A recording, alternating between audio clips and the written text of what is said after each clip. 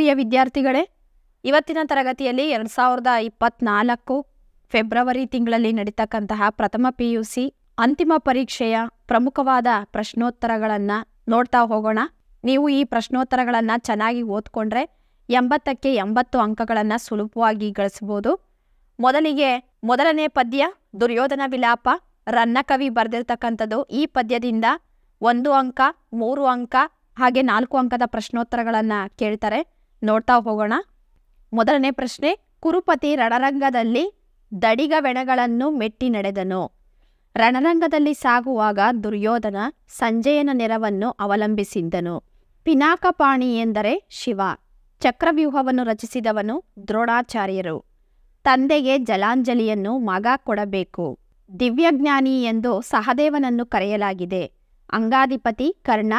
ಹರಿಯು ಕರ್ಣನಿಂದ ಕವಚವನ್ನು ಬೇಡಿದನು.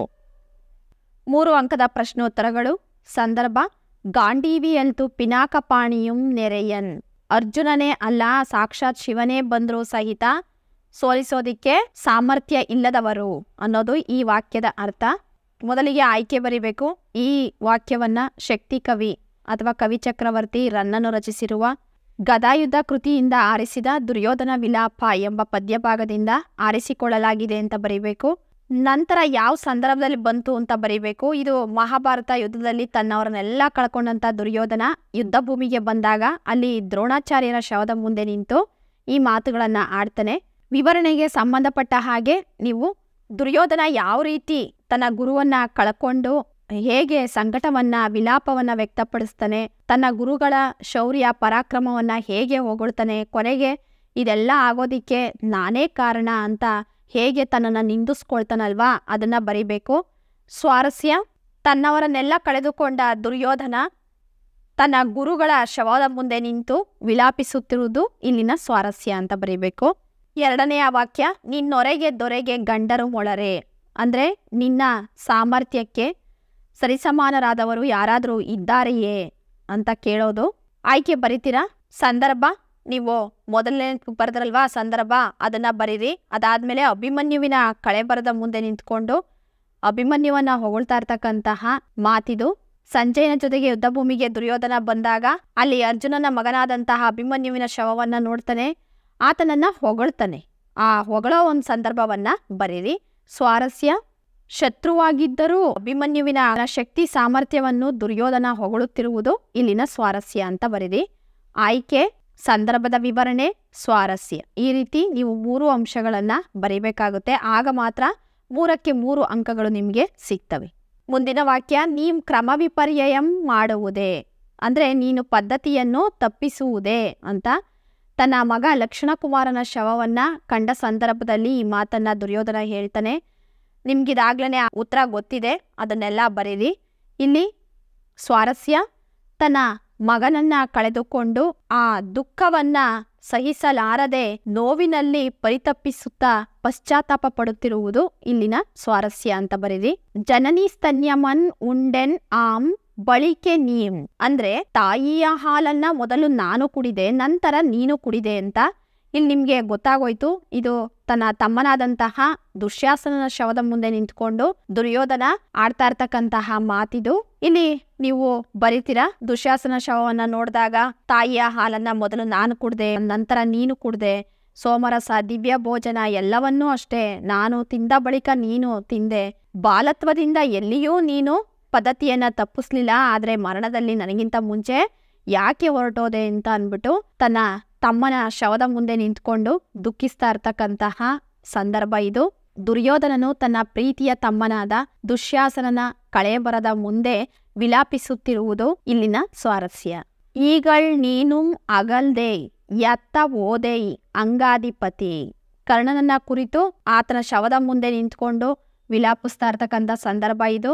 ಕರ್ಣ ತನ್ನ ಪ್ರೀತಿಯ ಸ್ನೇಹಿತನಾಗಿರ್ತಾನೆ ದುರ್ಯೋಧನನಿಗೆ. ಆತ ಅವನ ಶವದ ಮುಂದೆ ನಿಂತ್ಕೊಂಡು ಹೇಳ್ತಾನೆ, ನಾನು ದುಶ್ಯಾಸನ ಮತ್ತೆ ನೀನು 3 ಅನ್ಯೂನ್ಯತೆಯಿಂದ ಇದ್ದೋ, ಅವನು ನನ್ನಿಂದ ದೂರ ಆಗ್ಬಿಟ್ಟ, ಅಂದ್ರೆ ದುಶ್ಯಾಸನ ಅಂತ. ಆಮೇಲೆ ನಾವಿಬ್ರು ಮಾತ್ರ ಉಳ್ಕೊಂಡಿದ್ವಿ, ಆದ್ರೆ ಈಗ ನೀನು ಕೂಡ ನನ್ನನ್ನು ಬಿಟ್ಟೋಗ್ಬಿಟ್ಟಿಯಲ್ಲ, ಎಲ್ಲಿಗೆ ಹೊರಟೋದೆ ಅಂತ ಕೇಳ್ತಕ್ಕಂಥದ್ದು. ಸ್ವಾರಸ್ಯ: ದುರ್ಯೋಧನ ಮತ್ತು ಕರ್ಣರ ಗಾಢವಾದ ಸ್ನೇಹ ಅಂತಕ್ಕಂಥದ್ದು ಇಲ್ಲಿ ಸ್ವಾರಸ್ಯಪೂರ್ಣವಾಗಿ ಮೂಡಿಬಂದಿದೆ. ಮುಂದಿನ ಪ್ರಶ್ನೆ, ಆನರಿವೆಂ ಪೃಥೆಯರಿವಳ್ ಅಂದರೆ ನನಗೆ ತಿಳಿದಿತ್ತು, ಕುಂತಿಗೆ ತಿಳಿದಿತ್ತು ಅಂತ. ಇದು ಕರ್ಣನ ಶವವನ್ನ ನೋಡಿದಾಗ ದುರ್ಯೋಧನ ಹೇಳ್ತಕ್ಕಂತಹ ಮಾತು. ಕರ್ಣನ ಶವದ ಮುಂದೆ ನಿಂತ್ಕೊಂಡು ಆತನ ಜನ್ಮರಹಸ್ಯದ ಬಗ್ಗೆ ಹೇಳ್ತಾ ಇರ್ಬೇಕಾದ್ರೆ ಆತನ ಜನ್ಮರಹಸ್ಯ ಯಾರ್ಯಾರಿಗೆ ಗೊತ್ತಿತ್ತು ಅಂತ ಅನ್ನೋದನ್ನ ವಿವರಿಸ್ತಾನೆ. ಆ ಒಂದು ಸಂದರ್ಭ ಬರೀಬೇಕು ನೀವು. ಆ ಸಂದರ್ಭದಲ್ಲಿ ಈ ಮೇಲಿನ ಮಾತು ಬರುತ್ತೆ. ಸ್ವಾರಸ್ಯ, ಕರ್ಣನ ಜನ್ಮರಹಸ್ಯವನ್ನು ಯಾರು ತಿಳಿದಿದ್ದರು ಎಂಬುದನ್ನು ದುರ್ಯೋಧನ ಆತನ ಶವದ ಮುಂದೆ ನಿಂತುಕೊಂಡು ನೆನಪಿಸಿಕೊಳ್ಳುತ್ತಾ ದುಃಖಿಸುತ್ತಿರುವುದು ಇಲ್ಲಿನ ಸ್ವಾರಸ್ಯ. ವಿದ್ಯಾರ್ಥಿಗಳೇ, ಈಗ 4 ಅಂಕದ ಪ್ರಶ್ನೋತ್ತರಗಳನ್ನು ನೋಡೋಣ. ದುರ್ಯೋಧನ ರಣರಂಗದಲ್ಲಿ ನಡೆದು ಬಂದ ಬಗೆಯನ್ನ ಕವಿ ಹೇಗೆ ವರ್ಣಿಸಿದ್ದಾನೆ ಅಂತ ಕೇಳಿದಾಗ ನಿಮ್ಮ ಪಠ್ಯ ಪುಸ್ತಕದಲ್ಲಿ ಮೊದಲ 2 ಪ್ಯಾರ ಏನಿದೆ ಅದನ್ನ ನೀವು ವರ್ಣಿಸಿ ಬರಿಬೇಕಾಗುತ್ತೆ. ಮೊದಲಿಗೆ ಪೂರ್ವಕತೆ ಸ್ವಲ್ಪ ಸೇರಿಸ್ಕೊಳ್ಳಿ. ಕುರುಕ್ಷೇತ್ರ ಯುದ್ಧವಾದ ಬಳಿಕ ಎಲ್ಲರನ್ನೂ ಕಳೆದುಕೊಂಡು ದುರ್ಯೋಧನ ದುಃಖಿತನಾಗಿ ಯುದ್ಧ ಭೂಮಿಯಲ್ಲಿ ಶರಶಯ್ಯೆಯಲ್ಲಿರುವ ಭೀಷ್ಮರನ್ನು ಕಾಣಲು ಬರುತ್ತಾನೆ. ಸಂಜಯನೊಡನೆ ರಣರಂಗದಲ್ಲಿ ನಡೆದು ಬರುತ್ತಾನೆ. ಹಾಗೆ ಬರುತ್ತಿರುವಾಗ ಆ ರಣಭೂಮಿಯಲ್ಲಿ ಲಕ್ಷಾಂತರ ಜನರು ಪ್ರಾಣವನ್ನು ಕಳೆದುಕೊಂಡಿದ್ದರಿಂದ ರಕ್ತದ ಸಮುದ್ರ ಅಲ್ಲಿ ಗೋಚರಿಸುತ್ತಿತ್ತು. ಆ ನೆತ್ತರಿನ ಸಮುದ್ರದಲ್ಲಿ ತುಂಡಾಗಿ ಬಿದ್ದಿದ್ದ ಆಯುಧಗಳು ಆಗಿಂದಾಗ ದುರ್ಯೋಧನನ ಪಾದಗಳನ್ನು ಚುಚ್ಚುತ್ತಿದ್ದವು. ಅಲ್ಲಿ ಕಾಲೂರುವುದಕ್ಕೆ ಜಾಗವಿಲ್ಲದೆ ದುರ್ಯೋಧನನು ಆ ದೊಡ್ಡ ದೊಡ್ಡ ಹೆಣಗಳನ್ನು ಮೆಟ್ಟಿ ಅಂದ್ರೆ ತುಳಿದು ನಡೆಯುತ್ತಾನೆ. ದುರ್ಯೋಧನನು ಆನೆಗಳೆಂಬ ಬೆಟ್ಟಗಳನ್ನ ಹೇರುತ್ತಾ ರಕ್ತದ ಹೊಳೆಗಳನ್ನು ದಾಟುತ್ತಾ ಕಪ್ಪಾದ ಬಳ್ಳಿಗಳ ಹಾಗೆ ನೆಲದಲ್ಲಿ ಬಾಚಿಕೊಂಡಿರುವ ಅನೇಕ ಸೊಂಡಿಲುಗಳಲ್ಲಿ ಸಿಕ್ಕಿಕೊಳ್ಳುತ್ತಾನೆ. ಇದ್ಯಾವುದನ್ನು ಲೆಕ್ಕಿಸದೆ ಸಂಜಯನ ಹೆಗಲನ್ನು ಅವಲಂಬಿಸಿ ಅತಿ ರಭಸದಿಂದ ನಡೆದು ಬರುತ್ತಾನೆ. ಇದು ದುರ್ಯೋಧನ ರಣರಂಗದಲ್ಲಿ ನಡೆದು ಬಂದಂತಹ ಬಗೆಯಾಗಿದೆ ಅಂತ ಇಷ್ಟು ಬರೀಬೇಕಾಗುತ್ತೀವು. ಮುಂದಿನ ಪ್ರಶ್ನೆ, ದ್ರೋಣನ ಕಳೇಬರವನ್ನು ಕಂಡು ದುರ್ಯೋಧನ ಹೇಗೆ ದುಃಖಿಸುತ್ತಾನೆ ಅಂದಾಗ ದುರ್ಯೋಧನನು ಸಂಜಯನ ಹೆಗಲನ್ನು ಅವಲಂಬಿಸಿ ಭಾರೀ ಹೆಣಗಳನ್ನು ಮೆಟ್ಟಿ ನಡೆಯುತ್ತಾ ಮುಂದೆ ಬಂದಾಗ ಅಲ್ಲಿ ಬಾಣ ಸಮೂಹದಿಂದ ನುಚ್ಚುನೂರಾದ ದೇಹ ಮತ್ತು ಕವಚವುಳ್ಳ ದ್ರೋಣಾಚಾರ್ಯರನ್ನು ನೋಡಿದನು. ಸ್ವಭಾವತಃ ದುಷ್ಟನಾದ ದೃಷ್ಟದ್ಯುಮ್ನನ ಕೈಗೆ ಸಿಕ್ಕು ಅವನಿಂದ ತಲೆಗೂದಲು ಎಳೆಯಲ್ಪಟ್ಟು ಸತ್ತಿರುವ ದ್ರೋಣರನ್ನು ನೋಡುತ್ತಾನೆ. ಧನುರ್ವಿದ್ಯೆಯಲ್ಲಿ ನಿಮ್ಮನ್ನು ಮೀರಿ ನಿಲ್ಲಲು ಅರ್ಜುನನಿಗಲ್ಲ ಸಾಕ್ಷಾತ್ ಶಿವನಿಗೂ ಅಸಾಧ್ಯವಾಗುವ ಕೌಶಲ್ಯ ನಿಮ್ಮಲ್ಲಿತ್ತು. ನಿಮ್ಮನ್ನು ಪ್ರತಿಭಟಿಸಿ ಗೆಲ್ಲುವುದು ಅಸಾಧ್ಯದ ಮಾತು. ಹೀಗಿದ್ದರೂ ನೀವು ಶಸ್ತ್ರತ್ಯಾಗ ಮಾಡಿದ್ದು ಕೇವಲ ತಿರಸ್ಕಾರದಿಂದಲೋ ಅಥವಾ ನನ್ನ ಕರ್ಮಫಲವು ನಿಮ್ಮನ್ನು ಹಾಗೆ ಮಾಡಿಸಿತೋ ನಾನರಿಯೆ. ನಿಮಗೂ ಕೂಡ ಈ ರೀತಿಯ ಅಕಾಲವಾದ ಮೃತ್ಯು ಯಾಕಾಗಿ ಉಂಟಾಯಿತೋ ಎಂದು ದುಃಖಿಸುತ್ತಾನೆ. ಇಷ್ಟು ಬರೀಬೇಕು ನೀವು ದ್ರೋಣನ ಬಗ್ಗೆ ಕೇಳಿದಾಗ. ಮತ್ತೆ ಅಭಿಮನ್ಯುವಿನ ಬಗ್ಗೆ ಕೇಳಿದಾಗ ಅಭಿಮನ್ಯುವಿನ ಶವದ ಮುಂದೆ ನಿಂತ್ಕೊಂಡು ದುರ್ಯೋಧನ ಹೇಗೆ ವಿಲಾಪಿಸ್ತಾನೆ ಅಂತ ಅನ್ನೋದೆಲ್ಲ ವಿವರವಾಗಿದೆ ನಿಮ್ಮ ಪಠ್ಯಪುಸ್ತಕದಲ್ಲಿ. ಹಾಗೇನೆ ನೋಟ್ಸಲ್ಲೂ ಸಿಗುತ್ತೆ ನೋಡಿ. ಇದನ್ನೆಲ್ಲನೂ ಸಹಿತ ಬರೀಬೇಕಾಗುತ್ತೆ ನೀವು. ಮೊದಲಿಗೆ ಆತ ಹೇಗೆ ಸದ್ಬಿದ್ದಿದ್ದ ರಣರಂಗದಲ್ಲಿ ಅದನ್ನು ಬರೀರಿ. ಅದಾದ್ಮೇಲೆ ಚಕ್ರವ್ಯೂಹವನ್ನ ಭೇದಿಸೋಕೆ ಹೋಗ್ತಕ್ಕಂಥದ್ದು ಅದನ್ನು ಬರೀರಿ. ಕೊನೆಯಲ್ಲಿ ನಿನ್ನಲ್ಲಿರೋ ಪರಾಕ್ರಮದಲ್ಲಿ ಒಂದಂಶ ನನಗಿದ್ರೆ ನಿಂತರನೇ ಸಾವು ಬರಲಿ ಅಂತ ಕೇಳ್ಕೊಳ್ತಕ್ಕಂಥದ್ದು. ಹೀಗೆ 3 ಪ್ಯಾರದು ಸಾರಾಂಶ ಬರೀರಿ. ಮುಂದಿನ ಪ್ರಶ್ನೆ, ದುರ್ಯೋಧನನು ದುಶ್ಯಾಸನನನ್ನು ಕಂಡು ವ್ಯಕ್ತಪಡಿಸಿದ ಭಾವನೆಗಳ್ಯಾವುವು? ಇದು ತುಂಬಾ ಮುಖ್ಯವಾದಂಥ ಪ್ರಶ್ನೆ, ತುಂಬಾ ಸರಿ ಕೇಳ್ತಾ ಇರ್ತಾರೆ. ದುರ್ಯೋಧನನ ಪ್ರೀತಿ ತಮ್ಮ ಅಂದ್ರೆ ದುಶ್ಯಾಸನ. ಆತ ಬಾಲ್ಯದಿಂದ ಹೇಗೆ ವಿಧೇಯನಾಗಿ ಅಣ್ಣನ ಜೊತೆ ನಡ್ಕೊಳ್ತಾ ಇದ್ದ ಅಂತ ಅನ್ನೋದನ್ನ ಬರೀರಿ. ನೀನು ಪದ್ಧತಿಯನ್ನ ಯಾಕೆ ತಪ್ಪಿಸ್ಬಿಟ್ಟೆ, ಮೊದಲು ಮರಣದಲ್ಲಿ ನಾನು ಸಾಯ್ಬೇಕಾಯ್ತು ಆಮೇಲೆ ನೀನಲ್ವಾ ಅಂತ ಹೇಳಿ ಗೋಳಾಡ್ತಾನಲ್ವಾ, ಅದನ್ನ ಬರೀರಿ. ಮುಂದಿನ ಪ್ರಶ್ನೆ, ಕರ್ಣನ ಉದಾತ್ತ ಗುಣಗಳನ್ನ ದುರ್ಯೋಧನ ಹೇಗೆ ಕೊಂಡಾಡ್ತಾನೆ ಅಂತಂದ್ರೆ ಕರ್ಣನ ಶವ ಸಿಕ್ತಾಗ ಆತ ವಿಲಾಪಿಸ್ತಾನಲ್ವಾ, ಅದನ್ನೆಲ್ಲ ಬರೀರಿ. ಕರ್ಣ ಸತ್ಯ, ತ್ಯಾಗ, ಪರಾಕ್ರಮಗಳಿಗೆ ನೀನು ಮೊದಲಾಗಿದ್ದೆ. ಸುಳ್ಳು, ಭಯ, ನೀನಿರೋ ಜಾಗದಲ್ಲಿ ಇರ್ತಾ ಇರಲಿಲ್ಲ. ನೀನಿಲ್ದೇನೆ ನನಗೆ ಯಾವುದೂ ಬೇಡವಾಗಿದೆ ಕರ್ಣ. ನಿನ್ನ ಜನ್ಮರಹಸ್ಯ ಅಂತ ಅಂದ್ಬಿಟ್ಟು ಯಾರ್ಯಾರಿಗೆ ಗೊತ್ತಿತ್ತು ಅಂತ ಹೇಳ್ತಾನಲ್ವಾ, ಅದನ್ನ ಬರೀರಿ. ಮತ್ತೆ ನೀನು ಹೇಗೆ ದಾನವಂತ ಆಗಿದ್ದೆ ಅಂತ ಅನ್ನೋದನ್ನ ಹೇಳ್ತಾ ನೋಡಿ ಇಲ್ಲಿದೆ. ಜನ್ಮದತ್ತವಾದಂಥ ರಕ್ಷಾ ಕವಚವನ್ನ ದಾನವಾಗಿ ಬೇಡದಾಗ ಇಂದ್ರ ಅದನ್ನ ಕತ್ತರಿಸ್ಕೊಟ್ಬಿಟ್ಟೆ. ಕುಂತಿ ಬಂದು ಕೇಳಿದಾಗ ದಿವ್ಯಾಸ್ತ್ರಗಳನ್ನ ಹಿಂದೂ ಮುಂದೆ ನೋಡ್ದೇನೆ ಕೊಟ್ಬಿಟ್ಟೆ. ಪರಾಕ್ರಮದಲ್ಲೇ ಆಗಲಿ ದಾನದಲ್ಲೇ ಆಗಲಿ ನಿನಗೆ ಸಮಾನರಾದವರು ಬೇರೆ ಇರೋದಕ್ಕೆ ಸಾಧ್ಯನೇ ಇಲ್ಲ ಅಂತ ಅಂದ್ಬಿಟ್ಟು ದುರ್ಯೋಧನ ತನ್ನ ಪ್ರಾಣ ಸ್ನೇಹಿತ ಕರ್ಣನನ್ನ ಹೊಗಳ್ತಾನೆ. ಇಷ್ಟು ಉತ್ತರವನ್ನ ನೀವು ಬರೀಬೇಕಾಗತ್ತೆ. ಮುಂದಿನ ಪದ್ಯವನ್ನ ನೋಡೋಣ ವಿದ್ಯಾರ್ಥಿಗಳೇ. ಮುಂದಿನ ಪದ್ಯ ವಚನಗಳು. ವಚನಗಳಲ್ಲಿ ಅಲ್ಲಮ್ಮ ಪ್ರಭುಗಳ ವಚನಗಳು, ಗಟ್ಟಿವಾಳಯ್ಯನವರ ವಚನಗಳು, ಅಕ್ಕ ಮಹಾದೇವಿಯವರ ವಚನಗಳು 3 ವಚನ ಇದೆ. ಈ 3 ವಚನದಲ್ಲಿ 1 ಅಂಕ ಹಾಗೇನೆ 4 ಅಂಕದ ಪ್ರಶ್ನೆಗಳು ನಿಮಗೆ ಬಹಳ ಮುಖ್ಯವಾಗಿರ್ತಕ್ಕಂಥವು. ನೋಡೋಣ. 1 ಅಂಕದ ಪ್ರಶ್ನೋತ್ತರಗಳು. ಅಲ್ಲಮಪ್ರಭುವಿನ ಅಂಕಿತ ಗುಹೇಶ್ವರ. ಕಾಲುಗಳನ್ನು ಗಾಲಿಗೆ ಹೋಲಿಸಲಾಗಿದೆ. ದೇಹವೆಂಬುದು ತುಂಬಿದ ಬಂಡಿ. ಕಟ್ಟೋಗರದ ಮೊಟ್ಟೆಯನ್ನು ಹೊಟ್ಟೆಯ ಮೇಲೆ ಕಟ್ಟಲಾಗಿದೆ. ಇಟ್ಟ ಕಲ್ಲು ಪೊದೆಯ ಮೇಲೆ ಸಿಕ್ಕರೆ ಲಿಂಗವೆಂದು ಕೇಳುತ್ತಾರೆ. ಹಸಿದಾಗ ಒಂದು ತುತ್ತು ಅನ್ನವನ್ನು ನೀಡಬೇಕೆಂದು ಅಲ್ಲಮ ಹೇಳುತ್ತಾನೆ. ಮೊದಲನೇ ಪ್ರಶ್ನೆ 4 ಅಂಕದ್ದು. ದೇಹವೆಂಬ ಬಂಡಿಯನ್ನು ಹೇಗೆ ನಡೆಸಬೇಕೆಂದು ತಿಳಿಸಲಾಗಿದೆ. ವಿದ್ಯಾರ್ಥಿಗಳೇ, ಇಲ್ಲಿ ಅಲ್ಲಮಪ್ರಭುದೇವರ ವಚನಗಳಲ್ಲಿ ದೇಹವೆಂಬುದು ತುಂಬಿದ ಬಂಡಿ ಅಂತ ಹೇಳ್ತಾರೆ. ಈ ದೇಹವೆಂಬ ತುಂಬಿದ ಬಂಡಿಯನ್ನು ನಡೆಸ್ತಕ್ಕಂಥವ್ರು ಪಂಚೇಂದ್ರಿಯಗಳು. ಅವು ಸರಿಯಾಗಿ ತಮ್ಮ ಕೆಲಸವನ್ನ ಮಾಡಬೇಕು. ಅವುಗಳ ಇಚ್ಛೆಗೆ ಏನಾದ್ರೂ ನಾವು ಬಿಟ್ಟು ಅಂತಂದ್ರೆ ಈ ದೇಹ ಅನ್ನೋ ಅಚ್ಚು ಮುರಿದೋಗ್ಬಿಡುತ್ತೆ. ಹಾಗಾಗಿ ಪಂಚೇಂದ್ರಿಯಗಳನ್ನ ಹದ್ದುಬಸ್ನಲ್ಲಿ ಇಟ್ಕೊಂಡು ಈ ದೇಹ ಅಂತಕ್ಕಂಥ ಬಂಡಿಯನ್ನ ನಾವು ಸರಿಯಾಗಿ ಮುನ್ನಡೆಸ್ಬೇಕು. ಈ ಮನಸ್ಸನ್ನ ಶಿವನ ಭಕ್ತಿಯಲ್ಲಿ ಕೇಂದ್ರೀಕರಿಸಬೇಕು ಅಂತ ಹೇಳ್ತಾರೆ. ಇದನ್ನ ಬರಿಬೇಕು ನೀವು. 2ನೇ ಪ್ರಶ್ನೆ, ಆಡಂಬರದ ಭಕ್ತಿಯನ್ನು ಅಲ್ಲಮ ಹೇಗೆ ಖಂಡಿಸುತ್ತಾನೆ ಅಂತ ಅಂದಾಗ, ಅಲ್ಲಮಪ್ರಭು ವೇಷಧಾರಿಗಳನ್ನ ಕಂಡೊಡೆ ನಾಚಿಕೆ ಆಗ್ತಾ ಇದೆ ಅಂತ ಹೇಳ್ತಾರೆ.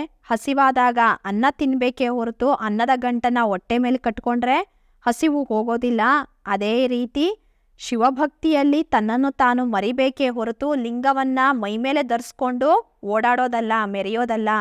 ಈ ರೀತಿ ಲಿಂಗ ಧರಿಸಿ ಮೆರೆಯುವವನಿಗೆ ನೀನು ಭಕ್ತನೇ ಅಂತ ಪ್ರಶ್ನೆ ಮಾಡ್ತಾರೆ. ಲಿಂಗ ದೀಕ್ಷೆ ಕೊಡುವ ಗುರುವಿಗೂ ನೀನು ಗುರುವಾ ಅಂತ ಕೇಳ್ತಾರೆ. ಕಟ್ಟಿಕೊಂಡ ಕಲ್ಲಿಗೂ ಇದು ಲಿಂಗವೇ ಅಂತ ಪ್ರಶ್ನೆ ಮಾಡ್ತಾರೆ. ಭಕ್ತಿ ಮುಖ್ಯನೇ ಹೊರತು ಆಚರಣೆ ಅಲ್ಲ ಅನ್ನೋ ಅಭಿಪ್ರಾಯವನ್ನ ಅಲ್ಲಮಪ್ರಭುಗಳು ವ್ಯಕ್ತಪಡಿಸ್ತಾರೆ. ತೋರಿಕೆಯ ಭಕ್ತಿಯನ್ನ ಅವರು ಖಂಡಿಸ್ತಾರೆ. ಇದು ಸರಿಯಲ್ಲ ಅಂತ ಹೇಳ್ತಾರೆ. ಮುಂದಿನ ಪ್ರಶ್ನೆ, ಅಲ್ಲಮಪ್ರಭುವಿನ ವಚನಗಳ ಆಶಯವೇನು ಅಂತ ಅಂದಾಗ, ಅಲ್ಲಮಪ್ರಭುಗಳು ದೇಹವನ್ನ ಬಂಡಿಗೆ ಹೋಲಿಸಿ ಅದರ ಚಾಲಕರು 5 ಜನ ಇದ್ದಾರೆ ಪಂಚೇಂದ್ರಿಯಗಳು ಅಂತ ಹೇಳ್ತಾರಲ್ವಾ, ಅದನ್ನ ಬರೀರಿ. ಆಮೇಲೆ ಹೊಟ್ಟೆ ಮೇಲೆ ಅನ್ನದ ಗಂಟನ್ನ ಕಟ್ಕೊಂಡ್ಬಿಟ್ರೆ ಹಸಿವು ಹೋಗಲ್ಲ ಅಂತ ಹೇಳ್ತಾರಲ್ವಾ, ಅದಕ್ಕೆ ಉದಾಹರಣೆಯಾಗಿ ಶರೀರದ ಮೇಲೆ ಲಿಂಗ ಧರಿಸ್ಬಿಟ್ರೆ ಧರಿಸಿದವ ಭಕ್ತ ಆಗಲ್ಲ, ಪೊದೆ ಮೇಲೆ ಕಲ್ಲಿಟ್ರೆ ಅದು ಲಿಂಗ ಆಗಲ್ಲ, ಇಟ್ಟೋನು ಗುರು ಆಗಲ್ಲ ಅಂತೆಲ್ಲ ಹೇಳ್ತಾರಲ್ವಾ, ಅದನ್ನ ಬರೀರಿ. ಆಮೇಲೆ ಶಿವಭಕ್ತಿಯಲ್ಲಿ ತನ್ನನ್ನು ತಾನು ಮರಿಬೇಕೇ ಹೊರತು ಲಿಂಗವನ್ನ ಕಟ್ಕೊಂಡು ಮೆರೆಯೋದಲ್ಲ. ಈ ರೀತಿ ಲಿಂಗ ಧರಿಸಿ ಮೆರೆಯೋನ್ಗೆ ನೀನು ಭಕ್ತನ ಅಂತ ಕೇಳ್ತಾರೆ. ಲಿಂಗ ದೀಕ್ಷೆ ಕೊಡುವ ಗುರುವಿಗೂ ನೀನು ಗುರುವೇ ಅಂತ ಅಂದ್ಬಿಟ್ಟು ಕೇಳ್ತಾರೆ. ಮೈ ಮೇಲೆ ಕಟ್ಕೊಂಡಿರ್ತಕ್ಕಂತಹ ಕಲ್ಲಿಗೂ ಇದು ಲಿಂಗನ ಅಂತ ಪ್ರಶ್ನೆ ಮಾಡ್ತಾರೆ. ಇಲ್ಲಿ ಭಕ್ತಿ ಮುಖ್ಯನೇ ಹೊರತು ಆಚರಣೆ ಅಲ್ಲ ಅಂತ ಹೇಳ್ತಕ್ಕಂಥ ಮನೋಭಾವನೆಯನ್ನು ನಾವು ನೋಡ್ಬೋದು. ಅದಾದ್ಮೇಲೆ ಕೊನೆ ಪ್ಯಾರ, ಹಸ್ದಾಗ ನಾವು ಯಾರಿಗಾದ್ರೂ ಅನ್ನ ಕೊಡಬೇಕು, ಬಾಯಾರ್ದಾಗ ಒಂದು ಬೊಕ್ಸೆ ನೀರನ್ನ ಕೊಡಬೇಕು.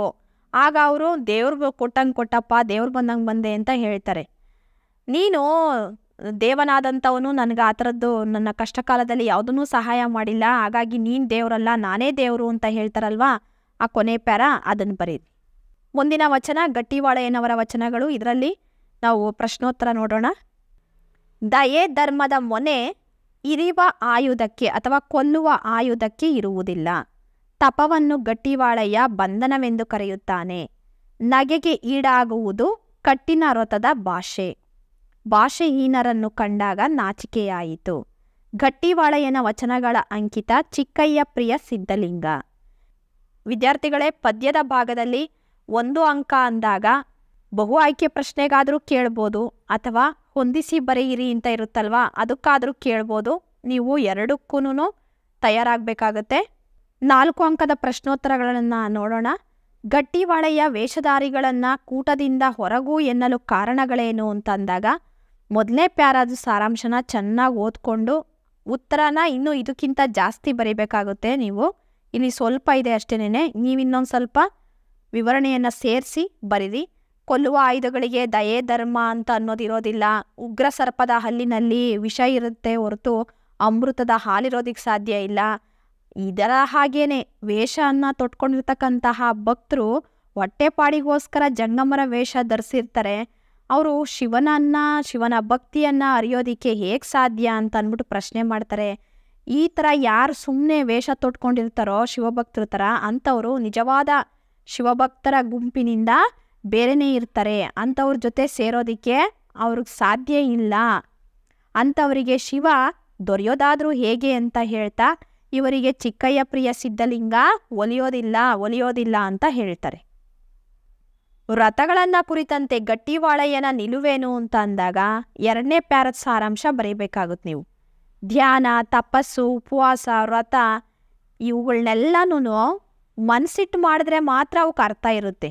ಮನಸ್ಸೊಂದು ಕಡೆ ದೇಹ ಒಂದು ಕಡೆ ಇಟ್ಕೊಂಡು ಮಾಡಿದ್ರೆ ಅದು ದೇವರಿಗೆ ಸಲ್ಲೋದಿಲ್ಲ, ಅದು ಬಂಧನ ಆಗುತ್ತೆ. ನಿಯಮ ಅಂತಕ್ಕಂಥದ್ದು ಕಟ್ಟುಪಾಡಾಗುತ್ತೆ, ನಡತೆ ಅಂತ ಅನ್ನೋದು ಮೈಲಿಗೆ ಸೂತ್ಕ ಆಗುತ್ತೆ. ಇಂತಹ ಕಟ್ಟುಪಾಡುಗಳು ಅಂತ ಅಂದರೆ ಈ ಥರ ಎಲ್ಲ ಬಂಧನಕ್ಕೆ ಸಿಕ್ಕಾಕ್ಕೊಂಡು ಯಾರು ಆಚರಣೆಯಲ್ಲಿ ತೊಡಗಿರ್ತಾರೋ ಅಂಥವ್ರನ್ನ ನೋಡ್ತಾ ಇದ್ರೆ ಬೇರೆಯವ್ರಿಗೆ ನಗು ಬರುತ್ತೆ. ಯಾವುದೇ ಕೆಲಸ ಆಗಲಿ ಭಕ್ತಿಯಿಂದ ಮಾಡಿದಾಗ ಬೇರೆಯವ್ರು ನೋಡಿ ನಗೋದಿಲ್ಲ. ನಾವು ತೋರಿಕೆಗೋಸ್ಕರ ಭಕ್ತಿಯನ್ನು ಪ್ರದರ್ಶನ ಮಾಡ್ತಿದ್ದಾಗ ನೋಡೋರಿಗೆ ಗೊತ್ತಾಗ್ಬಿಡುತ್ತೆ ಇದು ನಿಜವಾದ ಭಕ್ತಿ ಅಲ್ಲ ಅಂದ್ಬಿಟ್ಟು. ಆವಾಗ ಅವ್ರ ಒಳಗೇನೆ ನಗ್ತಾ ಇರ್ತಾರೆ. ಆ ವಿಚಾರವನ್ನು ನೀವಿಲ್ಲಿ ಬರೀಬೇಕಾಗುತ್ತೆ.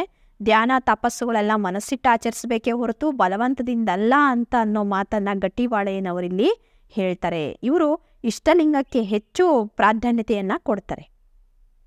ಮುಂದಿನ ಪ್ರಶ್ನೆ, ಗಟ್ಟಿವಾಳೆಯನ ವಚನಗಳ ಆಶಯಗಳೇನು ಅಂತ ಅಂದಾಗ ಮೂರೂ ಪದ್ಯದ್ದು ಸಾರಾಂಶವನ್ನು ಸೇರಿಸ್ಕೊಂಡು ನೀವು ನಿಮ್ಮದೇ ಆದಂತಹ ವಾಕ್ಯಗಳಲ್ಲಿ ಬರೀಬೇಕಾಗುತ್ತೆ.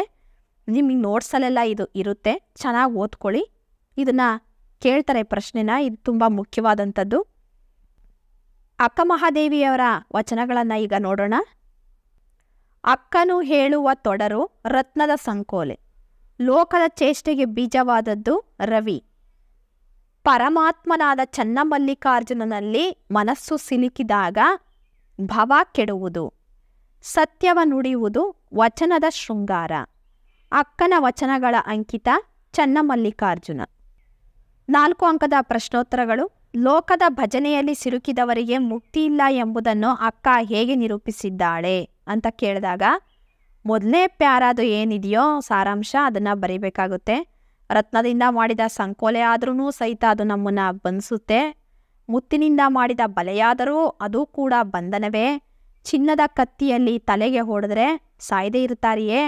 ಲೌಕಿಕ ವಿಚಾರಗಳು ಅಂತ ಅಂದರೆ ಲೋಕದ ಜಂಜಾಟ್ಗಳು, ಜವಾಬ್ದಾರಿಗಳು, ಸಮಸ್ಯೆಗಳು ಅಂತ.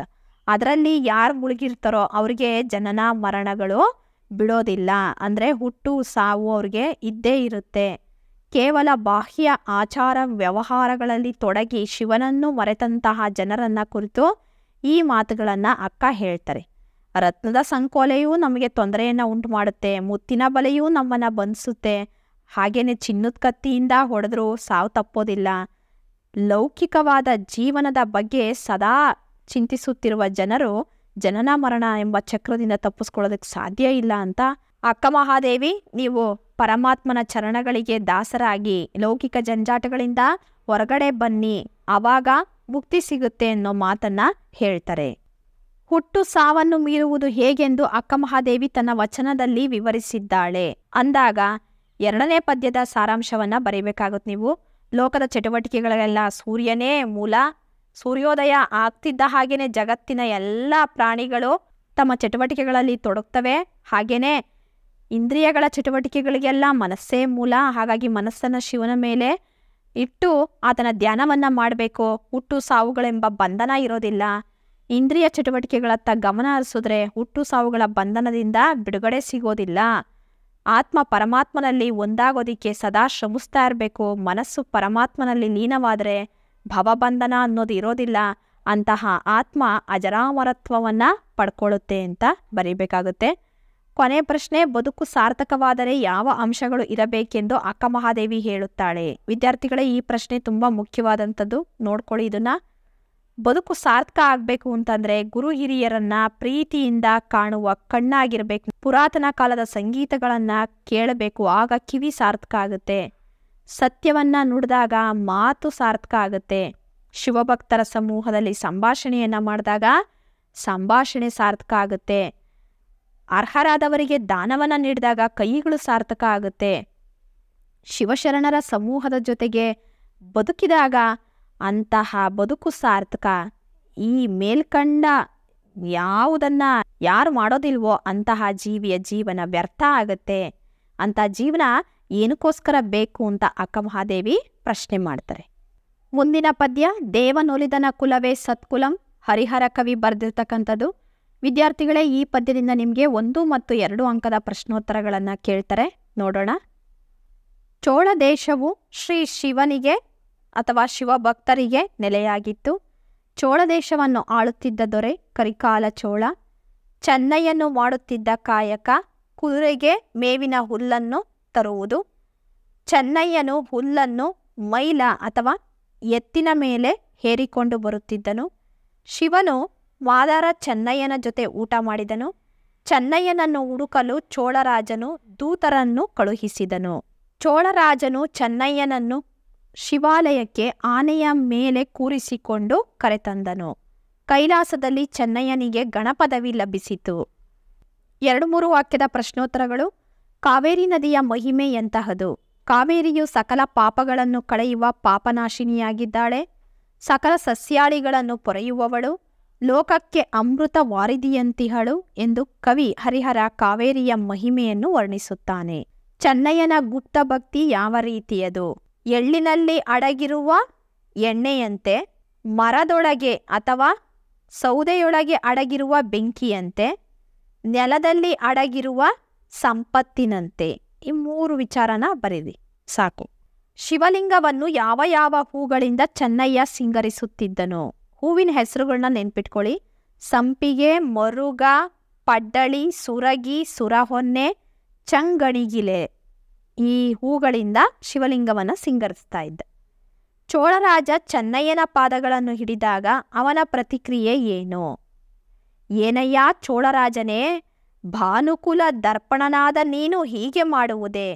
ನನ್ನ ಜಾತಿ ಯಾವುದು ಎಂಬುದನ್ನು ಅರ್ಥ ಮಾಡಿಕೊಳ್ಳದೆ ಈ ರೀತಿ ಮಾಡುವುದೇ ಎಂದು ಪ್ರತಿಕ್ರಿಯಿಸುತ್ತಾನೆ. ಶಿವನ ಮೇಲೆ ಚೆನ್ನಯ್ಯನು ಮುನಿಸಿಕೊಳ್ಳಲು ಕಾರಣವೇನು? ಅರಿಯದೆ ಅಂಬಲಿಯನ್ನು ನೀಡಿದ್ದಕ್ಕಾಗಿ ನೀನು ನನ್ನ ಗುಪ್ತ ಭಕ್ತಿಯನ್ನು ಚೋಳರಾಜನ ಮೂಲಕ ಬಹಿರಂಗ ಮಾಡಿ ಈ ರೀತಿಯಾಗಿ ದೂರುವುದೇ ಎಂದು ಶಿವನ ಮೇಲೆ ಚೆನ್ನಯ್ಯನು ಮುನಿಸಿಕೊಳ್ಳುತ್ತಾನೆ. ಶಿವನು ಚೆನ್ನಯ್ಯನನ್ನು ಹೇಗೆ ಸಮಾಧಾನಪಡಿಸಿದನು? ಕೊರಳನ್ನು ಕತ್ತರಿಸಿಕೊಳ್ಳಲು ಮುಂದಾದ ಚೆನ್ನಯ್ಯನ ಎದುರು ಶಿವನು ಪ್ರತ್ಯಕ್ಷವಾಗಿ ವಿಚಾರ ಮಾಡದೆ ಮರೆತು ಚೋಳನಿಗೆ ಹೇಳಿದೆ.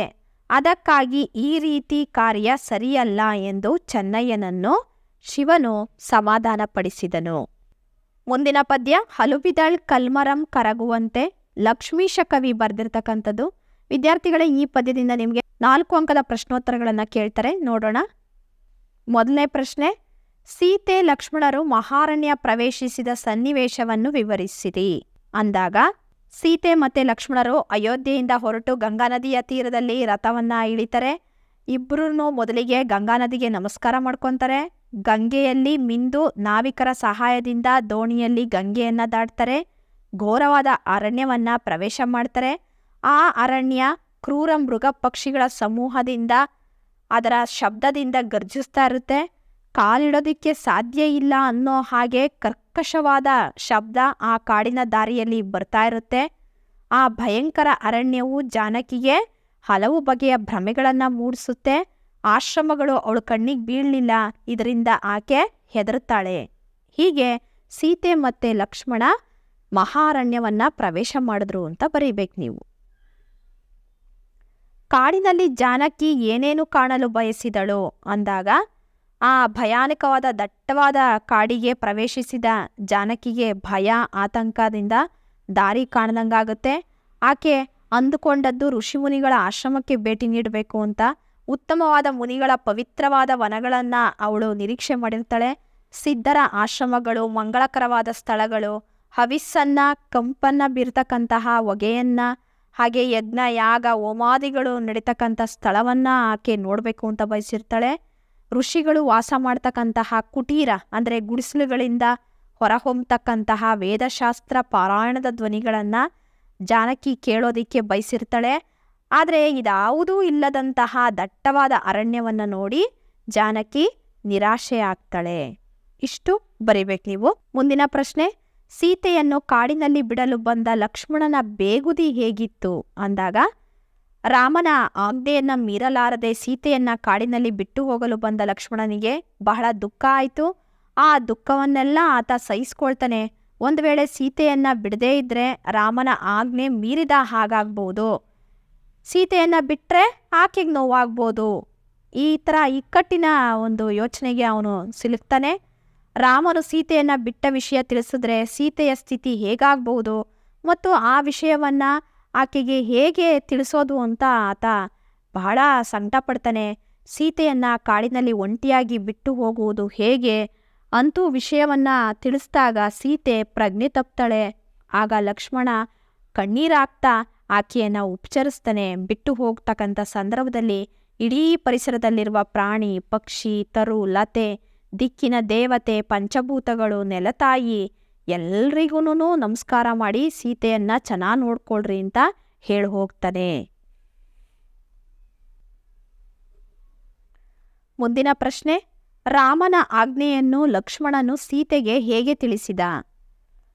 ಸೀತೆಯು ಋಷಿಮುನಿಗಳ ಆಶ್ರಮ ಅವನ್ನು ನೋಡುವ ಇಚ್ಛೆಯ ಒಳಗಿದ್ದಳು. ಆದರೆ ಲಕ್ಷ್ಮಣ ಆಕೆಯನ್ನು ಕರೆದುಕೊಂಡು ಬಂದದ್ದು ದಟ್ಟವಾದ ಅರಣ್ಯಕ್ಕೆ. ಆಕೆ ಕೇಳುತ್ತಾಳೆ, ಏಕಾಗಿ ನನ್ನನ್ನು ಈ ದಟ್ಟವಾದ ಅರಣ್ಯಕ್ಕೆ ಕರೆದುಕೊಂಡು ಬಂದಿದ್ದೀಯಾ? ಆಗ ಲಕ್ಷ್ಮಣನು ಶ್ರೀರಾಮನ ಇಚ್ಛೆಯನ್ನು ಸೀತೆಗೆ ತಿಳಿಸುತ್ತಾನೆ. ಶ್ರೀರಾಮನನ್ನು ಒಂದು ಅಪವಾದವು ಆವರಿಸಿರಲು ನಿನ್ನನ್ನು ಪರಿತ್ಯಜಿಸಿದ್ದಾನೆ. ಅವನ ಆಜ್ಞೆಯಂತೆ ನಿನ್ನನ್ನು ಕಾಡಿಗೆ ಕರೆತಂದು ಬಿಟ್ಟಿದ್ದೇನೆ. ರಾಜನ ಆಜ್ಞೆಯನ್ನು ಮೀರದೆ ನಾನು ಈ ಕಾರ್ಯಕ್ಕೆ ಮುಂದಾದೆ ಎನ್ನುತ್ತಾನೆ. ಹೀಗೆ ರಾಮನ ಆಜ್ಞೆಯನ್ನು ಲಕ್ಷ್ಮಣನು ಸೀತೆಗೆ ತಿಳಿಸಿದ. ಸೀತೆ ಹಿಂದಿನ ಘಟನೆಗಳನ್ನು ನೆನಪಿಸಿಕೊಂಡು ಹೇಗೆ ದುಃಖಿಸುತ್ತಾಳೆ? ರಾಮನು ವಿಶ್ವಾಮಿತ್ರರೊಡನೆ ಮಿಥಿಲಾಪುರಕ್ಕೆ ಬಂದು ಅಲ್ಲಿ ಜನಕನು ಏರ್ಪಡಿಸಿದ್ದ ಸ್ಪರ್ಧೆಯಾದ, ಹರಧನಸ್ಸನ್ನು ಮುರಿದು ತನ್ನನ್ನು ಮದುವೆಯಾದ. ನಂತರದಲ್ಲಿ ನಾವು ಸುಖವಾಗಿದ್ದೆವು. ರಾವಣನು ನನ್ನನ್ನು ಹೊತ್ತೊಯ್ದಾಗ ಕಪಿಸೈನ್ಯವನ್ನು ಕಳುಹಿಸಿಕೊಟ್ಟು ಲಂಕೆಗೆ ಸೇತುವೆ ಕಟ್ಟಿ ರಾಕ್ಷಸರೊಡನೆ ಹೋರಾಡಿ ನನ್ನನ್ನು ಕಾಪಾಡಿದ್ದ. ಆ ನಂತರದಲ್ಲಿ ನನ್ನನ್ನು ಅಗ್ನಿ ಪರೀಕ್ಷೆಗೆ ಒಡ್ಡಿ ಪರೀಕ್ಷಿಸಿದ್ದು. ಹೀಗೆ ಈ ಎಲ್ಲವನ್ನು ನೆನಪಿಸಿಕೊಳ್ಳುತ್ತಾಳೆ. ಮೊದಲು ಈ ರೀತಿ ಇಚ್ಛೆಪಟ್ಟು ನನ್ನನ್ನು ಮದುವೆಯಾದದ್ದು, ಪ್ರೀತಿಯಿಂದ ನೋಡಿಕೊಳ್ಳುತ್ತಿದ್ದುದನ್ನು ಮರೆತು ಯಾವ ಕಾರಣಕ್ಕಾಗಿ ನನ್ನನ್ನು ಈ ರೀತಿ ಕಾಡುಪಾಲು ದೂಡಿದನೆಂದು ಹಿಂದಿನ ಘಟನೆಗಳನ್ನು ನೆನಪಿಸಿಕೊಂಡು ಯೋಚಿಸುತ್ತಾಳೆ. ಕಾಡಿನಲ್ಲಿ ಸೀತೆಯನ್ನು ರಕ್ಷಿಸುವ ಜವಾಬ್ದಾರಿಯನ್ನು ಲಕ್ಷ್ಮಣನು ಯಾರಿಗೆ ಹೇಗೆ ವಹಿಸುತ್ತಾನೆ? ರಾಮ ತನ್ನನ್ನು ತ್ಯಜಿಸಿದನೆಂದು ತಿಳಿದ ಸೀತೆ ಚೇತರಿಸಿಕೊಂಡು ಲಕ್ಷ್ಮಣನಲ್ಲಿ ಅಯೋಧ್ಯೆಗೆ ಹಿಂತಿರುಗು ಎನ್ನುತ್ತಾಳೆ. ಆಗ ಲಕ್ಷ್ಮಣ ಕಾಡಿನಲ್ಲಿರುವ ಪ್ರತಿಯೊಂದು ಶಕ್ತಿಗಳನ್ನು ಸೀತೆಯನ್ನು ಕಾಪಾಡಬೇಕು ಎಂದು ಬೇಡಿಕೊಳ್ಳುತ್ತಾನೆ. ಅರಣ್ಯವನ್ನು, ಕಾಡಿನಲ್ಲಿರುವ ಮರಗಳಲ್ಲಿ ಬೇಡಿಕೊಳ್ಳುತ್ತಾನೆ. ಕ್ರಿಮಿಕೀಟಗಳಲ್ಲಿ, ಪಕ್ಷಿಗಳಲ್ಲಿ, ಗಿಡ ಮರ ಬಳ್ಳಿಗಳಲ್ಲಿ ಪ್ರಾರ್ಥಿಸಿ ತನ್ನ ತಾಯಿಯನ್ನು ರಕ್ಷಿಸಬೇಕು ಎನ್ನುತ್ತಾನೆ. ಹುಲ್ಲಿನ ಪೊದೆಗಳನ್ನು ಕೇಳಿಕೊಳ್ಳುತ್ತಾನೆ.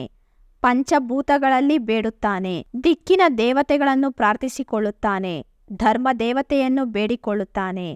ಜಗನ್ಮಾತೆ ಎನಿಸಿರುವ ಗಂಗಾದೇವಿಯನ್ನು ಹಾಗೂ ಸೀತೆಯ ತಾಯಿ ಭೂದೇವಿಯನ್ನು ಕುರಿತು ತನ್ನ ತಾಯಿಯಾದ ಜಾನಕಿಯನ್ನು ಸಲಹಬೇಕು ಎನ್ನುತ್ತಾನೆ.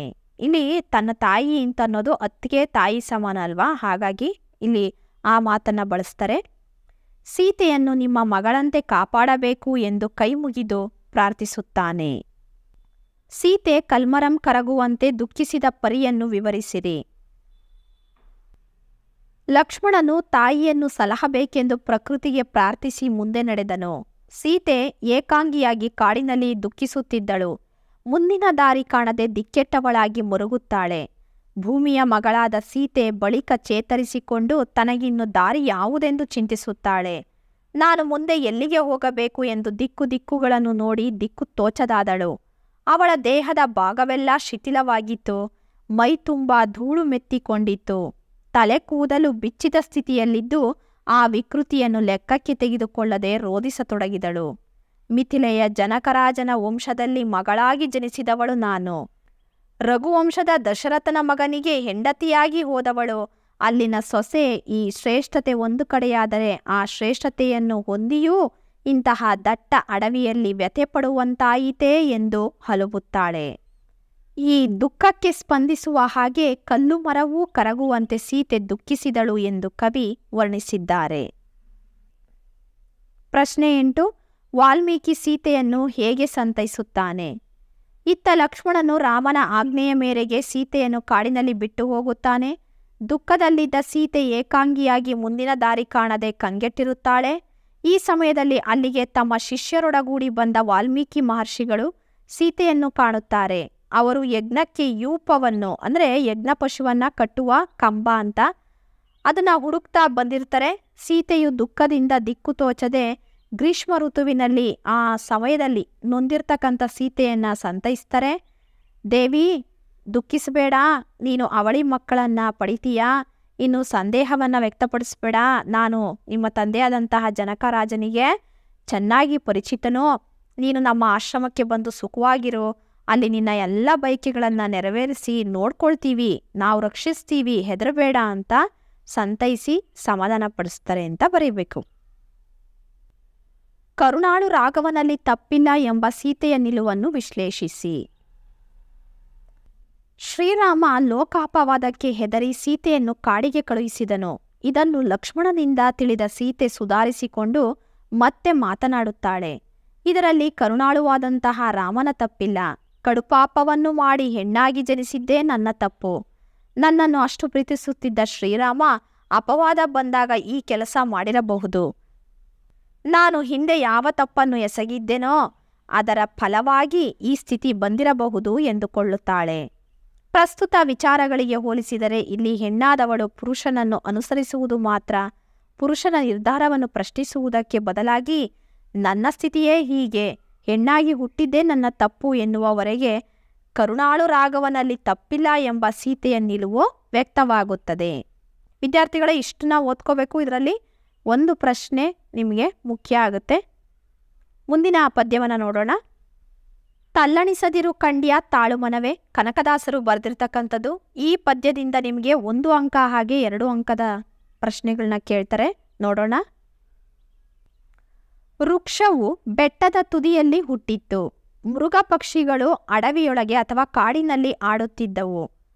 ಪಡೆದ ಜನನಿಯ ತೆರದಿ ಸ್ವಾಮಿ ನಮ್ಮನ್ನು ಬಿಡದೆ ರಕ್ಷಿಸುವನು. ಅರಗಿಳಿಗೆ ಹಸಿರು ಬಣ್ಣವನ್ನು ಬರೆಯಲಾಗಿದೆ. ಕಪ್ಪೆಗಳು ಕಲ್ಲಿನಲ್ಲಿ ಹುಟ್ಟಿ ಕೂಗುತ್ತವೆ. ವೃಕ್ಷವನ್ನು ಆದಿಕೇಶವ ಹೇಗೆ ಸಲಹುತ್ತಾನೆ? ಬೆಟ್ಟದ ತುದಿಯಲ್ಲಿ ಹುಟ್ಟಿರುವ ವೃಕ್ಷಕ್ಕೆ ಆದಿಕೇಶವನು ಕಟ್ಟೆಯನ್ನು ಕಟ್ಟಿ ನೀರನ್ನು ಎರೆದು ಸಲಹುತ್ತಾನೆ. ಮೃಗ ಪಕ್ಷಿಗಳನ್ನು ಸ್ವಾಮಿಯು ಹೇಗೆ ರಕ್ಷಿಸುತ್ತಾನೆ?